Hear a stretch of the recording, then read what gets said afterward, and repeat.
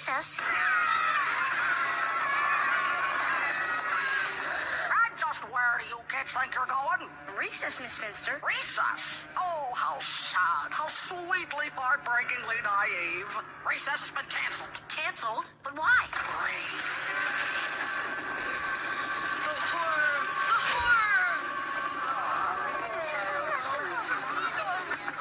Oh, man. Indoor recess, the worst. Actually, having recess inside once in a while isn't so bad. It offers the chance to get ahead on homework, plan the next day's reading list, perhaps even evaluate an experiment or two. You're a wild one, Grumbler. Okay, listen up, you little hooligans. We're all gonna be indoors for the duration of this storm.